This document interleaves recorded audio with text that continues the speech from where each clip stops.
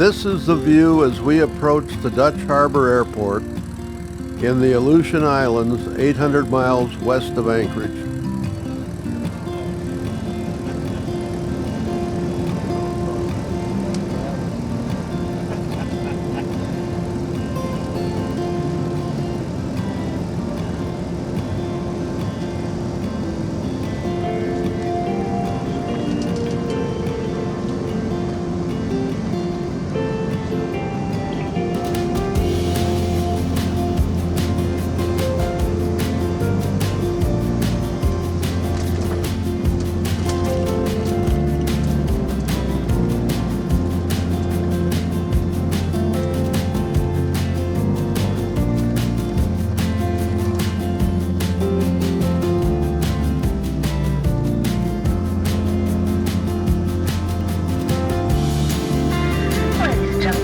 I'd like to get first to welcome you to Alaska Dutch Harbor.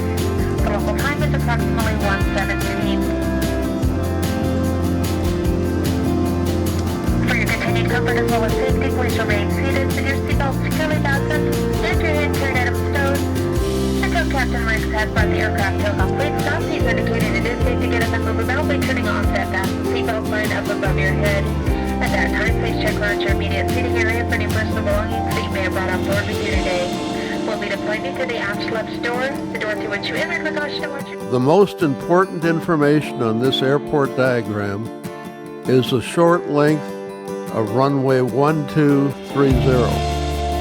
It is only 3,900 feet, which is quite short for jet operations.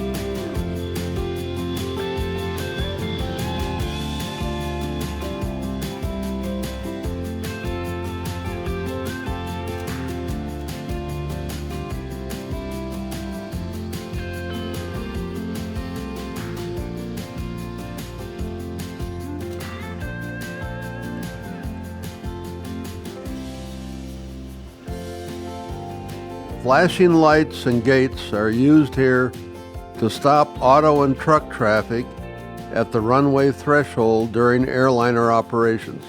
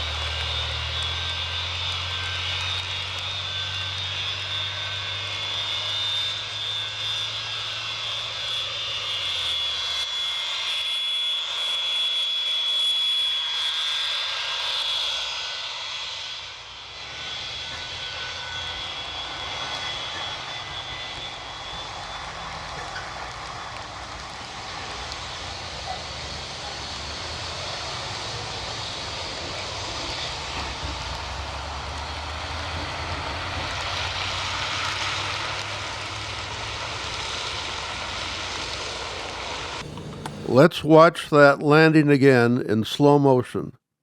It should be noted that only the captain is allowed to operate a 737 for Alaska Airlines here at Dutch Harbor. Watch as the captain flies in a precision manner to touch down just 500 feet from the threshold of runway 12 after staying high over the deep water boat channel that is immediately adjacent to the runway.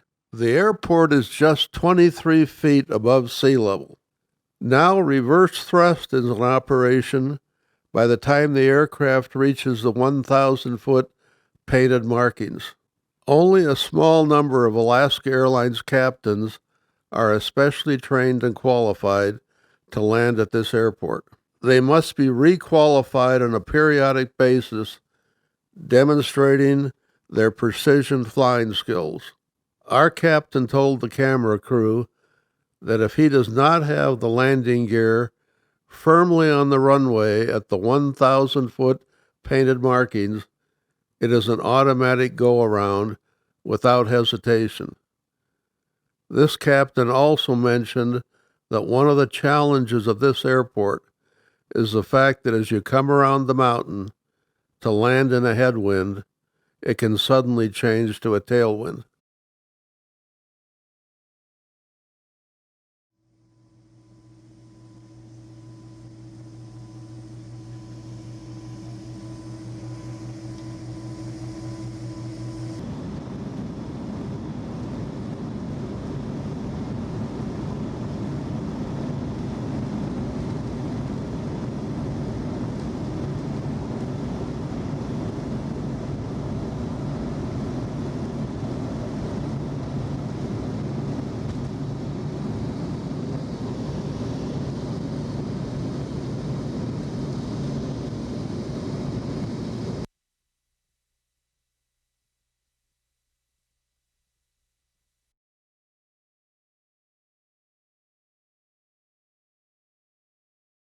The Dutch Harbor Airport is, in our judgment, the most challenging of all the Alaska Mountain Airline airports.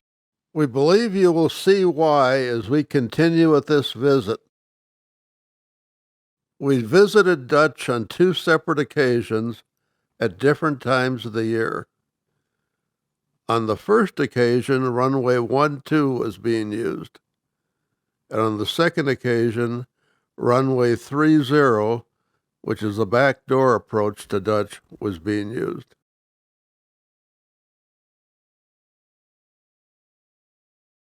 We will now land at the Dutch Harbor Airport using the back door approach to Dutch runway 30. This is also called the mountain hugging approach.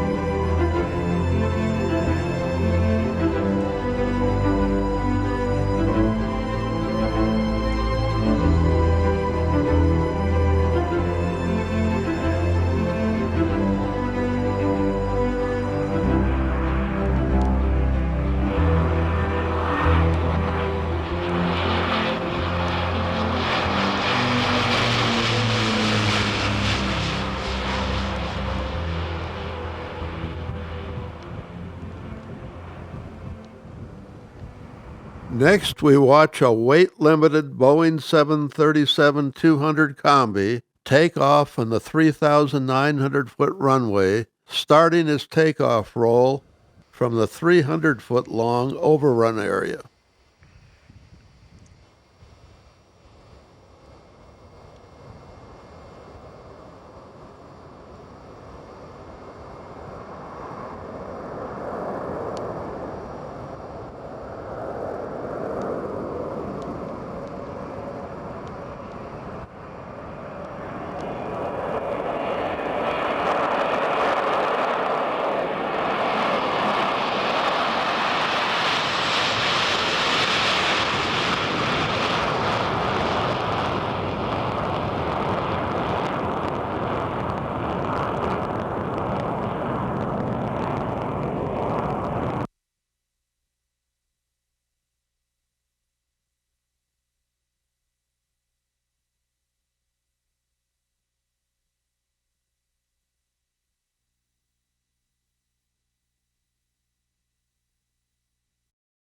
We will now fly almost 1,200 miles from Anchorage out to Adak in the Aleutians.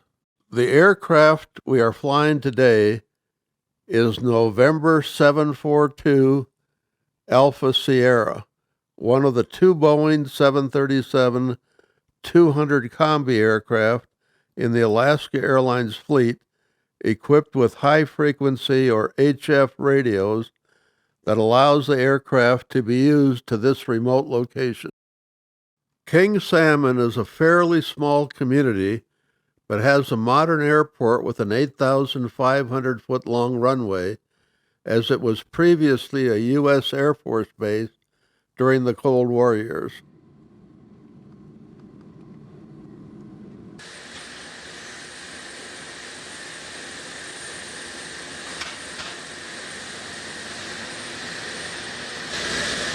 We offload some passengers and cargo at King Salmon. Then we add 3,000 gallons of jet fuel to ensure we have enough to be able to get to Adak and return to King Salmon if unable to land at Adak, or get to another alternate such as Dillingham or Cold Bay. Today we have 26 passengers and 5 cargo containers going all the way to Adak. The King Salmon to Adak flight segment is 2 hours and 16 minutes long. There is not much to see today between King Salmon and Adak with the heavy cloud cover. However, when there is not a cloud cover, all we would ordinarily see is open ocean.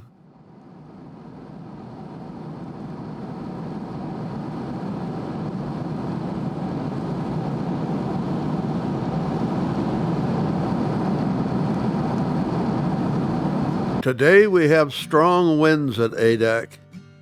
We will approach and land into the wind on Adak runway 18, which is 7,600 feet in length. The Adak Airport is a former U.S. Naval Air Station. In its Naval Air Station days, Adak had up to 6,000 residents housed here. The current Adak population varies from 60 to 300, depending upon the season and the cod and pollock fishing activity.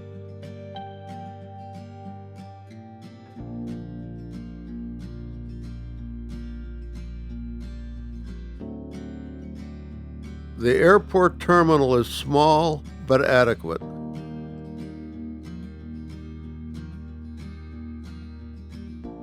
This airport diagram is painted on a wall inside the airport terminal. The wall also has this photo of Adak, taken on a clear day during its Naval Air Station days, showing the community and the airport and the surrounding terrain. Alaska Airlines is the current air service contractor for Adak. During the old Naval Air Station days, air service was provided by Revolution Airways. Adak often has rainy weather with low ceilings and ferocious winds.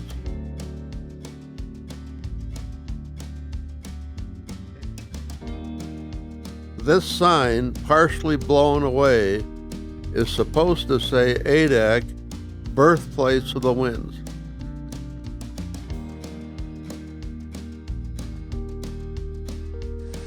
There we go, I got your hair. On the trip back to Anchorage via King Salmon, we have excellent views of some of the 100 volcanoes in the Aleutian Islands chain, some of which are emitting smoke and fumes.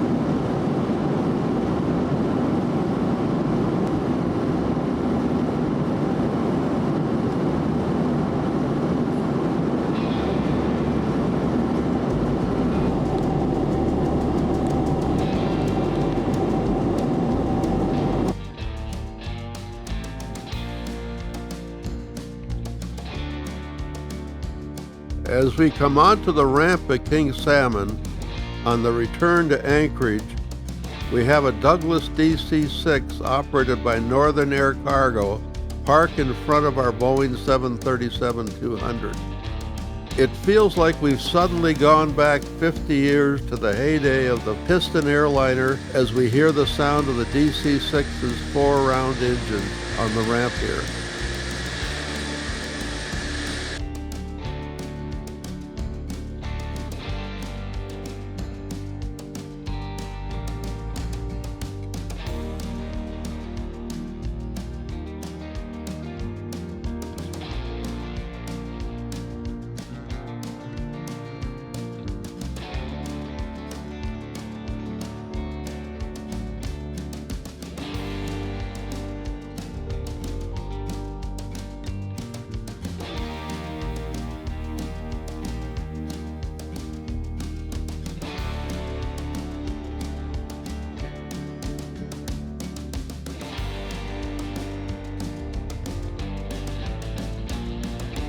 Our wild goose chase today will take us from the Dutch Harbor Airport to the small town of Nikolski, west of Dutch.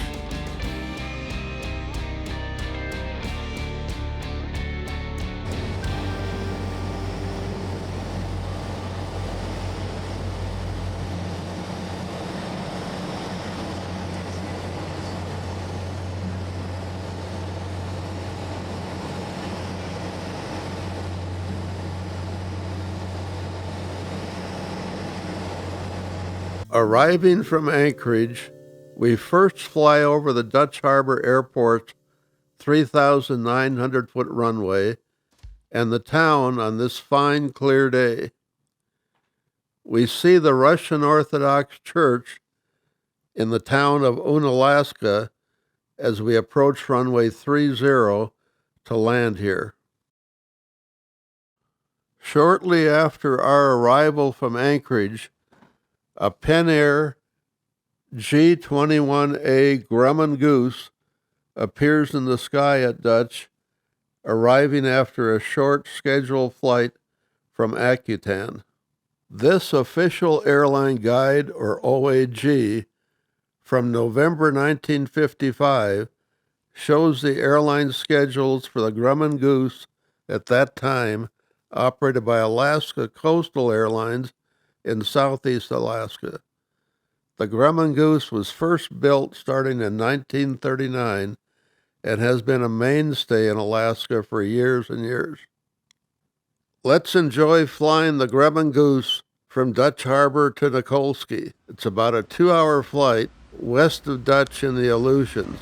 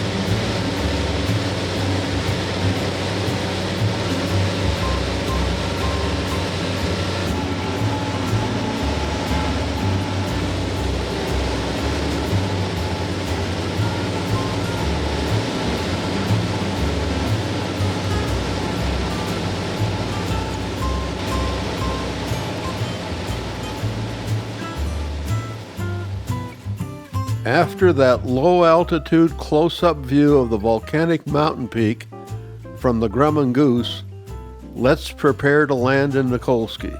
We're going to land in the water, so the pontoons need to come down. Watch the pilot as he uses a hand crank to lower the landing gear to be able to taxi up on the beach.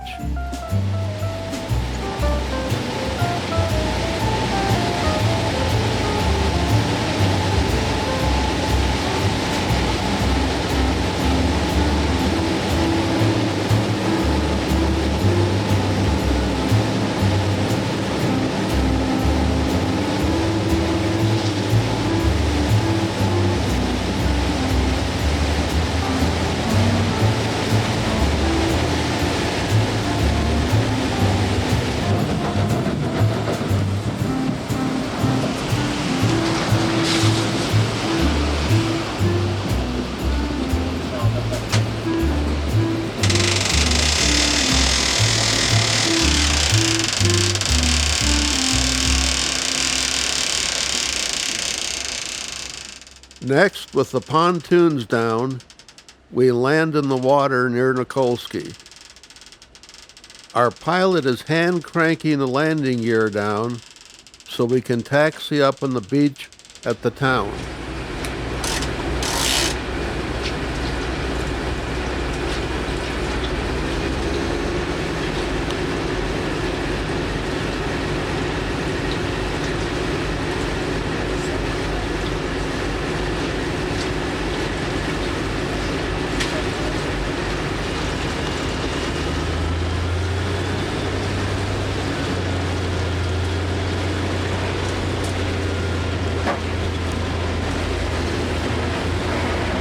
The population of Nikolsky is about 30 people. Most of the people in town come down to the beach to meet the 3 times per week flight arrivals. Besides passengers, the flights carry mail, parcels, and freight that people are waiting for.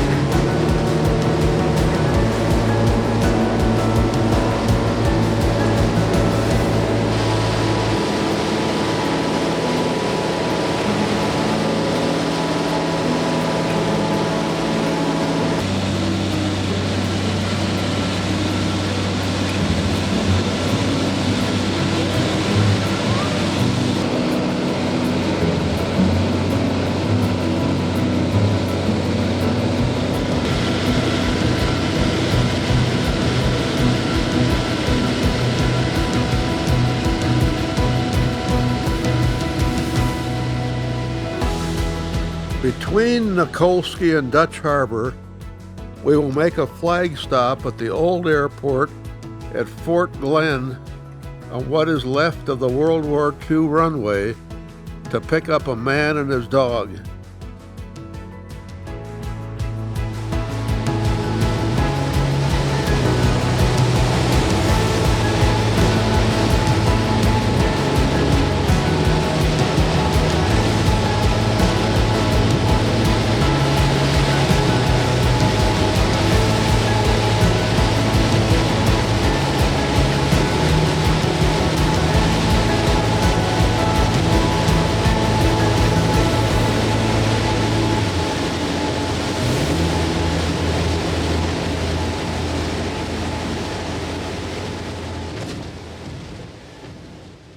This flagstaff only occurs about 2 times a year.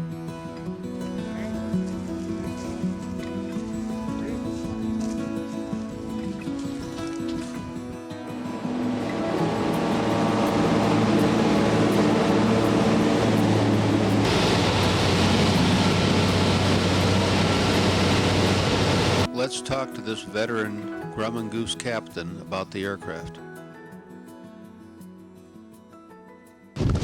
Now the Goose over your shoulder, that's a G21A, is that correct? Yeah, that's correct. And all of the, how many are there left still being operated on a regular scheduled basis? Well, Pen Air's got just 3. The rest... They're probably the last in the world. Yeah, I think they probably are to run a schedule, on a real schedule. Right. What's it like to fly?